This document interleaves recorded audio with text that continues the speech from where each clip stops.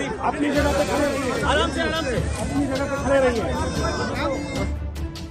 10 साल बाद बनी कांग्रेस की सरकार, कांग्रेस ने रचा जीत का इतिहास। कांग्रेस गठबंधन ने केरल में 10 साल बाद बड़ी वापसी की है। जी हां, 140 विधानसभा सीटों वाली केरल में कांग्रेस गठबंधन को करीब 90 सीटों पर बढ़त मिलती दिख रही है।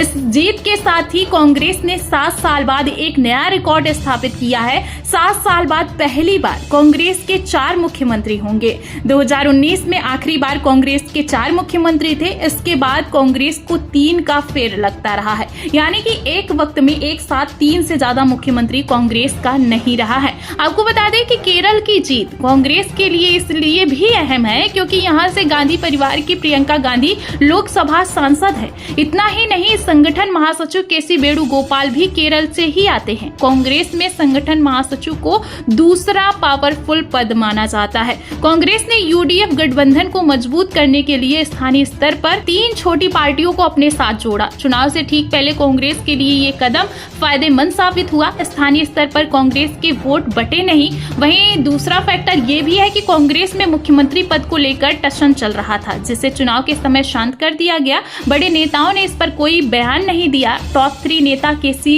वेणुगोपाल, रमेश चेन्नीथला और बीडी सतीशन एक साथ प्रचार करते दिखे। तीसरा फैक्टर ये है दोस्तों कि कांग्रेस ने बीजेपी के दबदबा को मुद्दा बनाया। केरल में सीपीएम सरकार के दौरान लगातार बीजेपी का प्रभाव बढ़ा। कांग्रेस का ये मुद्दा काम कर गया। मुसलमान और ईसाई वोटर्स इसके कारण कांग्रेस के पक्ष में एकजुट हुए। बीजेपी सिर्फ इस बार 2 सीटों पर आगे है। वहीं आपको बता दें कि चौथा फैक्टर ये भी माना जा रहा है कि कांग्रेस ने चुनाव में पूरी तरह से नए फेस को मौका दिया है। लोकसभा में हारे हुए प्रत्याशियों को भी मैदान में उतारा है। डोर टू डोर कैंपेन को तरजीह दी है। बड़े नेताओं ने मुद्दे को राष्ट्रीय स्तर का मुद्दा नहीं बनने दिया। 5वां फैक्टर ये भी माना जा रहा है कांग्रेस की जीत का कि कांग्रेस ने युवा और प्रबुद्ध वोटरों को साधने के लिए सचिन पायलट, थॉमस जैसे नेताओं की ड्यूटी लगाई थी। इसके अलावा इमरान प्रतापगढ़ी की भी मुस्लिम इलाकों में रैली कराई गई। इन नेताओं के निशाने पर 80 साल के विजयन और उनकी सरकार थी। वहीं 2018 में कांग्रेस को एक साथ मध्य प्रदेश, छत्तीसगढ़ और राजस्थान में जीत मिली थी। पंजाब में उसकी पहले से सरकार थी। 2014 के बाद पहली बार उस समय कांग्रेस के 4 सीएम देश में चुने गए थे। केंद्र शासित पुडुचेरी में भी कांग्रेस का ही मुख्यमंत्री था, लेकिन इसके बाद कांग्रेस 3 के फेर में फंस गई। 2020 में मध्य प्रदेश की सरकार गिर गई। इसके बाद 2022 में कांग्रेस पंजाब में हार गई। 2022 के फरवरी तक कांग्रेस के पास सिर्फ 2 राज्यों की ही सरकार थी, लेकिन दिसंबर 2022 के चुनाव में कांग्रेस को हिमाचल में जीत मिली। 2023 में फिर से कांग्रेस को कर्नाटक और तेलंगाना में जीत मिली, लेकिन उस साल कांग्रेस को राजस्थान और छत्तीसगढ़ में हार का सामना करना पड़ा, जिसके कारण आंकड़ा फिर से 3 का 3 ही रह गया। यानी कांग्रेस की सरकार सिर्फ हिमाचल, तेलंगाना और कर्नाटक में ही रह गई।